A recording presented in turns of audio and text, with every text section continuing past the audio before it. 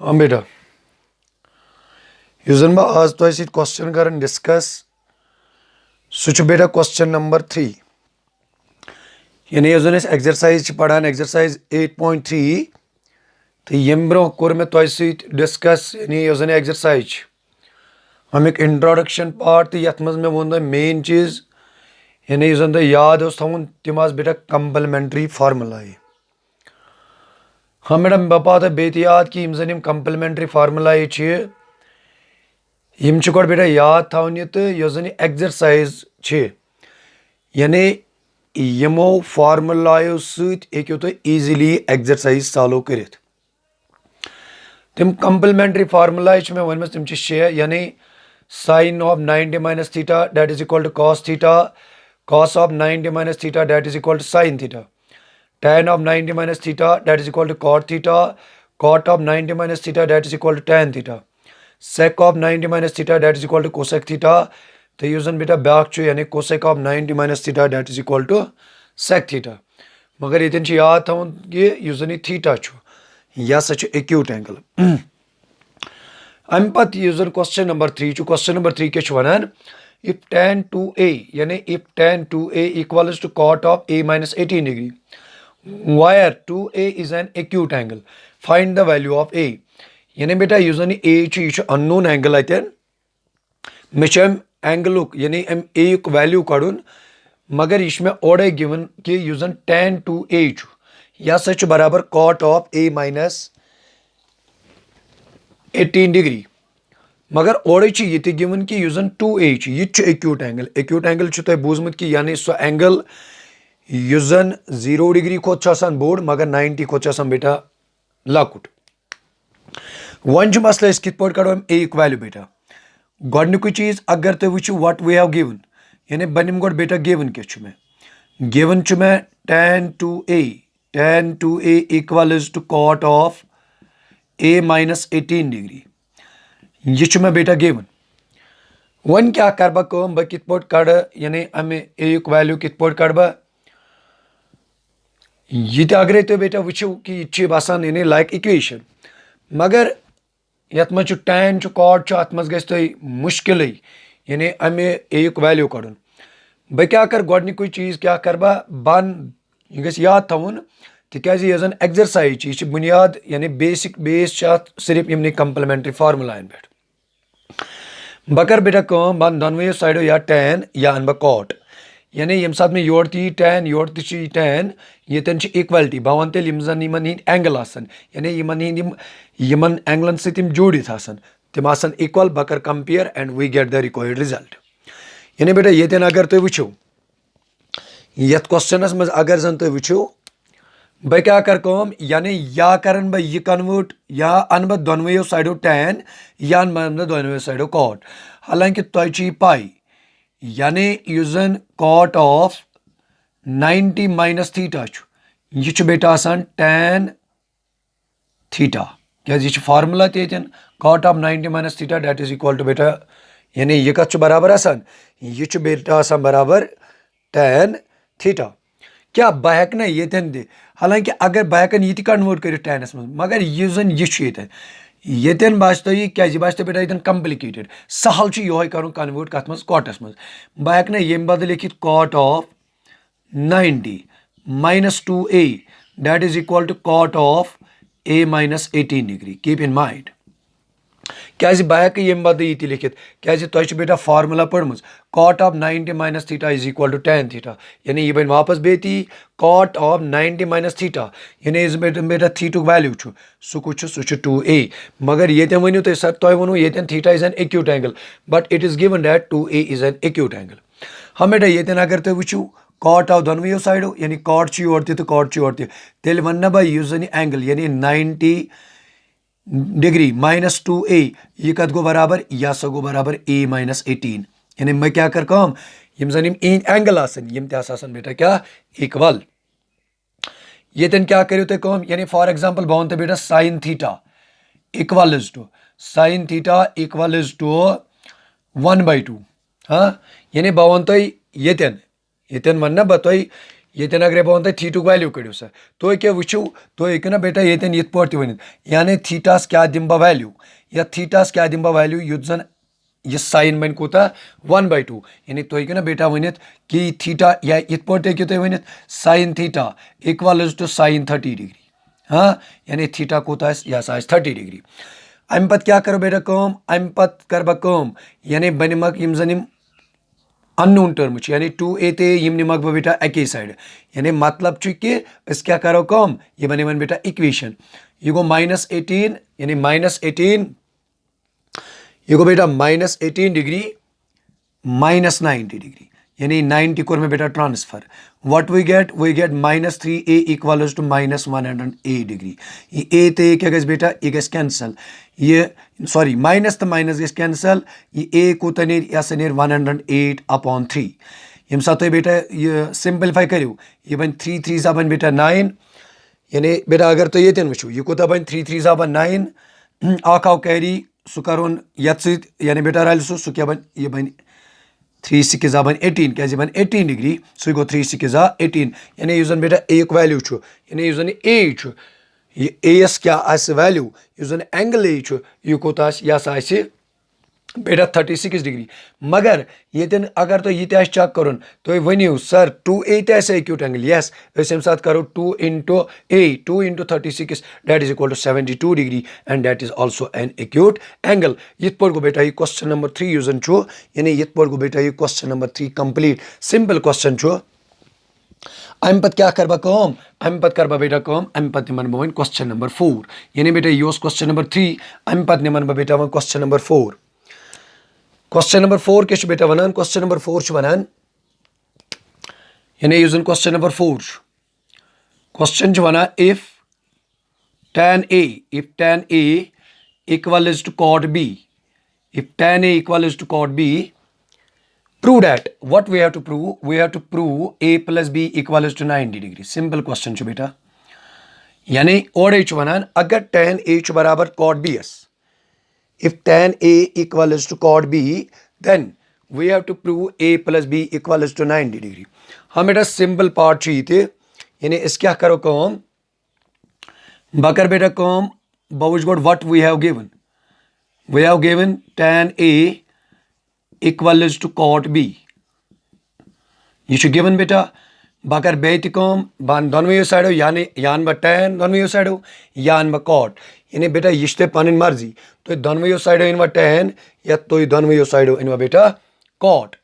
हम बेटा बैक ने ये चलो बन दोनों साइडो बेटा tan यह गो tan a इक्वल्स टू क्या यह ना बह इत पे लिखित tan of 90 minus tan of 90 minus b क्या हेको लिखित तुम बेटा पढ़म यानी यह complementary formula tan of 90 minus theta equals to cot theta यानी cot b बाद हेक ना लिखित tan of 90 माइनस थीटा मगर थीटास क्या लोग वैल्यू सह लोग b हाँ बेटा ये क्या गो तेल यानी tan a equals to tan of 90 minus b तेल क्या करो ये बेटा कम यानी tan योर तेल वन बह यम सात बह कंपेयर कर इहद एंगल्स यानी a equals to 90 minus b सो गो ना बेटा a ये b कर ट्रांसफर ये बन a plus b equals to बेटा 90 यह में बेटा प्रूव कर मगर ये ब्या कत यानी रीजन तुन दिन क्या tan of 90 माइनस थीटा यूजन दैट इज इक्वल टू बेटा cot थीटा हाँ बेटा सिंपल क्वेश्चन इत पे गो यह क्वेश्चन नंबर 4 तक कंप्लीट तो अम पे निमन बह बेटा क्वेश्चन नंबर 4 बेटा अम पे निमन बह क्वेश्चन नंबर 5 क्वेश्चन नंबर 5 क्या वन बेटा यानी वन निमन बह क्वेश्चन नंबर 5 क्या वन if sec 4a equals to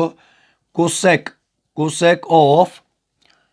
a minus 20 degree where 4a is an acute angle बे यानी बेटा इत पे क्वेश्चन नंबर 3 वो इथे पे मगर यह बे वन यानी जन 4a यह कोस एंगल यानी बेटा यह acute angle what we have to find the value of a बे कर बेटा बे निमन बे what we have to मैंने बेटा पूरा क्वेश्चन के बस कड़न क्या मे कड़न a वैल्यू बे मे यहन गिवन कि जन 4a यानी 4a acute angle माने क्या गो यानी 0 खोत बोट 90 खोत लकुट हाँ बेटा बह कित पे कर क्वेश्चन सिंपल क्वेश्चन बह कर सेम प्रोसीजर युस प्रोसीजर में अपनो क्वेश्चन नंबर 3 मज युस जन sec 4a sec 4a equals to cosec of a minus 20 degree सो गो बेटा बह कर यानी बह बना या अन मैं दोनों साइडो सेक या अन मैं दोनों साइडो कोसेक पत कर एंगल कंपेयर बेटा यानी यह क्वेश्चन सिंपल चलो बेटा मे सहल यो क्या जन ये एंगल यह मे बसान यह लकुट मगर ये गि बेटा थोड़ा यानी यह बन कम्प्लिकेटेड तुम हाँ या वनु तुम ये यह हसा बन टफ नो बह कर जन यह ोट लकुट जो कर बेटा कन्वर्ट यानी ये बह क्या कर बन दोनों साइडो कोसेक क्या बह हेक ना ये पे लिखित कोसेक ऑफ 90 माइनस 4a क्या तुम बेटा पोर्मुत जन cosec of 90 minus theta that is equal to sec theta यानी यम बदल बह ये लिखित इक्वल्स टू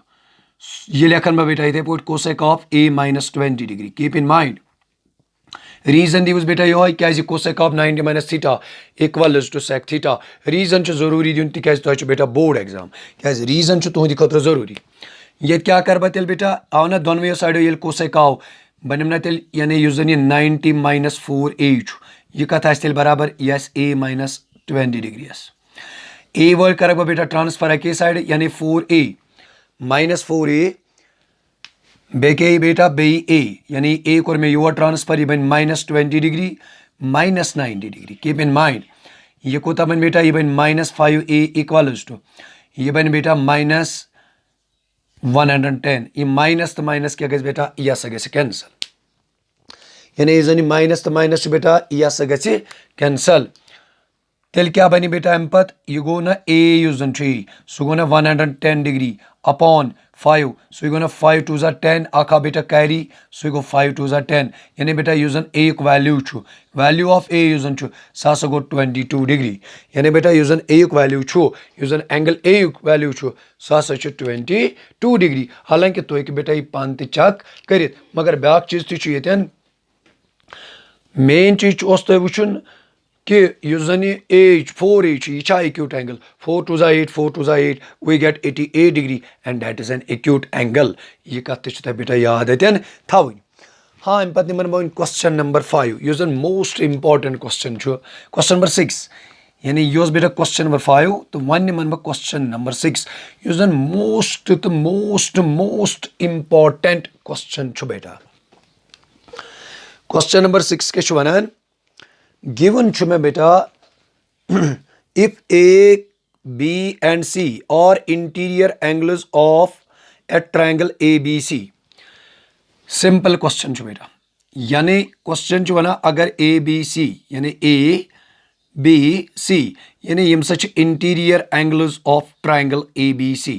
यह जरूरी कह पगह एक तो बेटा क्वेश्चन ये कि पी क्यू आर हाँ पी क्यू आर या बदल कह मैं क्या दपान मैं दपान कर सा prove what we have to prove बेटा sine of B plus C upon 2 equals to cos A upon 2 हाँ बेटा यानी क्वेश्चन वनान कि अगर जन ए बी तो सी यानी यम हसा interior angles of triangle A B C मैं वन क्वेश्चन कर सा प्रूव कि sine of B plus C upon 2 equals to cos A upon 2 मगर ये वन बह बेटा ब्या कत यह क्वेश्चन है कि पगह तो ये कर सा prove tan of A plus B upon 2 equals to cot C upon 2 या ये पे क्वेश्चन ये बन बेटा सेक हाँ B plus C upon 2 equals to cosec A upon 2 यानी या पगह कि ट्रायंगल पी क्यू आर तो बेटा हाँ बेटा मैंने वन अथ क्वेश्चन बन मे वन 3 क्वेश्चन हाँ यह क्वेश्चन कित पे कर तुम यानी बेटा अगर तुम यह क्वेश्चन कर यानी तुम दपो यह क्वेश्चन कित पे करो यह बेटा सिंपल क्वेश्चन मगर क्वेश्चन सिंपल मगर इम्पॉर्टेंट बह क्या कर गोडनिची ध्यान थी तो बेटा योकुन पूर यानी बह क्या कर we have to prove sine of B plus C upon 2 sine of B plus C upon 2 equals to cos A upon 2 हाँ बेटा बह क्या कर बह कर गडनची कम चूंकि तुझ पई यानी युस जन angle A plus angle B plus angle C यानी युस जन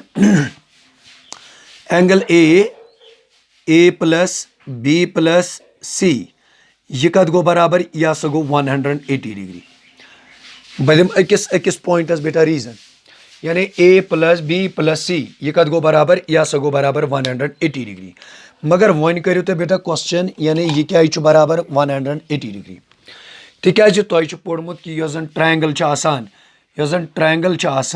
अम कन इंटीरियर एंगलन हुंद सम 180 डिग्री यानी यथ वनो by angle sum property of triangle तिकाज तुझ बेटा पोर्मुत हाँ ये लिखियो तुम पूरी by angle sum property of triangle यानी तुझ पोर्मुत कि यह ट्रायंगल अम कन इंटीरियर एंगलन हुंद सम युस जन सह हसा 180 डिग्री अम पत क्या करो कम बस यह कत तुम बेटा याद थवन मगर पगह कि क्वेश्चन यह वन अगर पी क्यू तो आर यम interior angles of triangle P Q R पत हे अति ये क्वेश्चन बन यानी कर सा प्रूव साइन यानी कर सा प्रूव युस जन sine P plus Q upon 2 equals to cos और अपॉन 2 मगर तम साथ हे नीत कि अगर पी क्यू तो R interior angles of triangle P Q R यथ पे हेको बेटा वारिया क्वेश्चन बन मगर तुम वन सिंपल अकई कत कि युस जन प्रोसीजर क्या सारे क्वेश्चन क्या प्रोसीजर सू कर बह बेटा तुझ डिस्कस गडनथ चूंकि ये ट्रायंगल ए बी सी गो अगर ये ट्रायंगल पी क्यू आर तेल निमा बह पी प्लस क्यू प्लस यानी measure of angle A plus measure of angle B plus measure of angle C that is equal to 180 degree मगर अगर वन ट्रायंगल पी क्यू आर तेल वना बह measure of angle P plus measure of angle Q plus measure of angle R that is equal to 180 degree हाँ बेटा अम पत क्या करो तुम अम पत कर बह ये कि तुम थो क्वेश्चनस कुन ध्यान यानी नम सूचू तुम साइनस कुन नम सूचू टूस कुन नम सूचू कॉसस कुन नम सूचू ये टूस कुन बस थो तुम नमन कुन नजर ये अगर तुम वो ये बी प्लस सी हाँ ये क्या बेटा ये ए गो बह क्या कर कम बह सा कर गो कम तेल बह सा कर यह ट्रांसफर कुस ये ए कर बह transfer to R H S यानी यह बन तेल 180 डिग्री माइनस ए सॉरी मे लिखो 2 ये पे बेटा अगर तुम ये वो यानी ये अगर तुम वो तो सर क्या करो बे या गो A plus B plus C equals to 180 degree by angle sum property चूंकि तुम क्लास 9th मज पोर्मुत लाइन्स एंड एंगल्स मज एक्सरसाइज यानी शायद बेटा एक्सरसाइज 6.3 तत तुम थोर में यानी थोरम पोर्मुत जन ट्रायंगल अम कन इंटीरियर एंगलन हुंद सम युस जन that is equal to 180 degree हाँ बेटा ब्या चीज ये पे अगर ये यानी गो क्या करो कम गो निमा A plus B plus C is equal to 180 पत कर ट्रांसफर तेल बेटा सी ये पे यानी मे क्या कोर ट्रांसफर मे हसा कोर बेटा ट्रांसफर यानी ए क्या कोर मे वन तो ये कत अगर तुम तम पत वो ये बी प्लस सी कर बटा 2 ये कर डिवाइड बाई 2 यानी बह क्या कर तेल कम बह कर तेल डिवाइडिंग बोथ साइड्स बह कर बह 2 यानी B plus C upon 2 equals to 180 degree upon 2 minus A upon 2 हालांकि गो होल डिवाइड बाय पत दिमो सेपरेट मगर मे वो तुम शॉर्टकट्स मज ये प्रोसीजर करो तो बेटा नमन क्वेश्चन मज सिर्फ क्या वो सिर्फ गो ये सात एंगल आसन तिमन सम 180 पत वो ट्रांसफर कुछ कोर्मुत कोर ट्रांसफर पत वो ये कर डिवाइड मैंने भी डिवाइड किया है बेटे अम पत मगर ये क्या दियो रीजन बेटा यानी डिवाइडिंग बोथ साइड्स बाई 2 हाँ बेटा अम पत क्या करो गोड करो सिंपलीफाई ये बन बेटा बी प्लस सी अपॉन 2 ये गो बेटा 90 डिग्री माइनस ए अपॉन 2 हाँ बेटा बस खेल गए खत्म मकलियो यानी ये करो पति मे वो ना तुम इस पैटर्नस पे क्वेश्चन प्रोसीजर बेटा सी अगर तो अम पत वो बेटा ये क्या लगे बी प्लस सी अपॉन 2 यानी स्टार्टस मज क्या साइन बह क्या कर बेटा बह taking sine on both sides बस बेटा सेम प्रोसीजर नमन यानी ये निमा taking tan on both sides ये निमा taking sec on both sides यम सात बेटा सुनियो ये क्या बन sine of B plus c upon 2 equals to sine of 90 degree minus a upon 2 बस बेटा क्वेश्चन हेतुन खत्म गो तम पत क्या करो बेटा कम तम पत करो ना सह गो ना तेल बेटा इम्प्लाइज यह बन sine of b plus c keep in mind upon 2 क्या बेटा यह मे हावन ना इक्वल्स टू वनी पढ़ ना तुम कंप्लीमेंट्री फार्मूला यानी क्या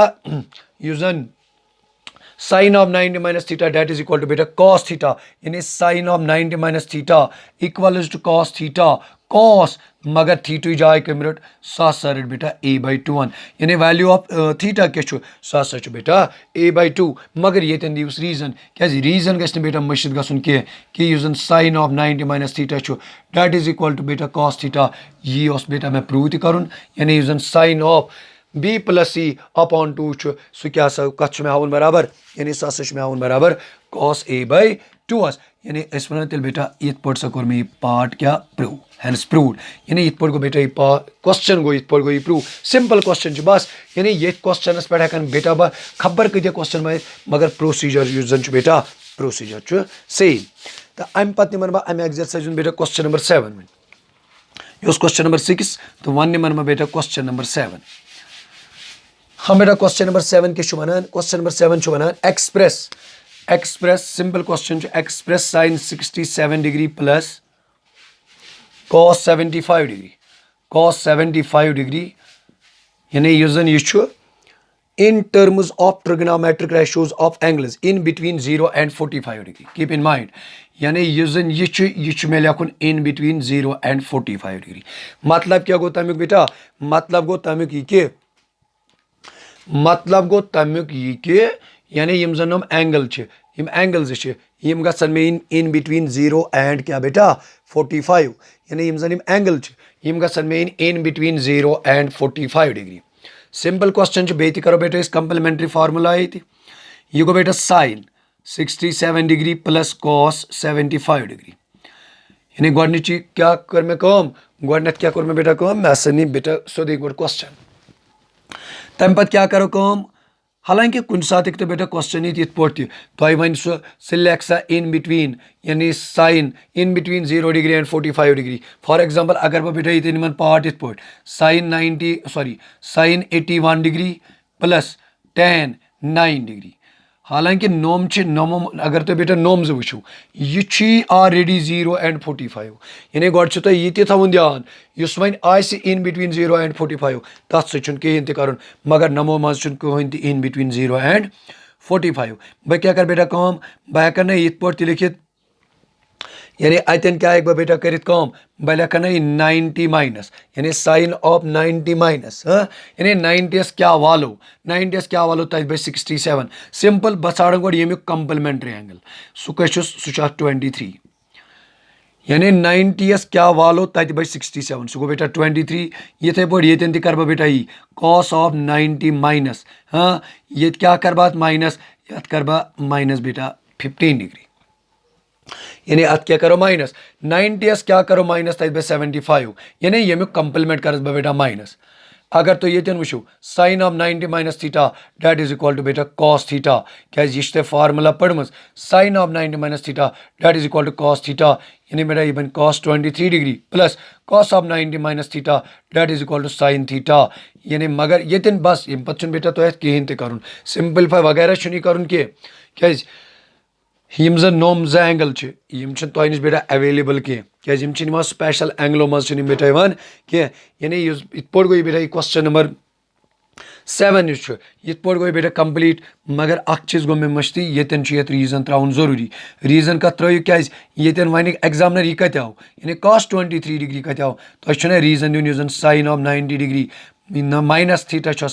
date is equal to cos theta इथे पे जन cos of 90 minus theta that is equal to बेटा साइन थीटा ये पे क्या गई कम मगर तुम वन मे यह कत ये कुन थो बेटा ध्यान यानी ये क्या करो कम गोड वो तुम करो यह कन्वर्ट नो अगर तुम यह करो कन्वर्ट अत बेटा 81 तेल यह गि तेल क्वेश्चन गलत यानी इस गोड ऑलरेडी इन बिटवीन 0 एंड 45 तथ सह कहें तो ये पे गई बेटा यह जन एक्सरसाइज यानी यह गई कंप्लीट। तो यह जन अमि पत ब्याक एक्सरसाइज निमो वन यानी एक्सरसाइज 8.4। हाँ अमि पत किस लेक्चर यु जन बेटा सो अबाउट एक्सरसाइज 8.4 यह जन अख इम्पॉर्टेंट एक्सरसाइज पढ़ यानी तथ मज बेटा तुम पढ़ कह ट्राइगोनोमेट्रिक आइडेंटिटीज यम जन मैं अकि लट यम ब्रो तुम यानी तिम आइडेंटिटीज यम साथ मैं बेटा तुम डिस्कस कर तम साथ वो मैं तुम कि तिम आइडेंटिटीज इम्पॉर्टेंट। तो यह जन ब्याक टॉपिक इंशाअल्लाह अजीज सो यानी अबाउट एक्सरसाइज 8.4 तथ मज दिम तमुक यानी तम एक्सरसाइज दिम तथ मज इंट्रोडक्शन तो पत करो बेटा यानी तम पत करो क्या एक्सरसाइज तुत काल। अस्सलामु अलैकुम वरहमतुल्लाह।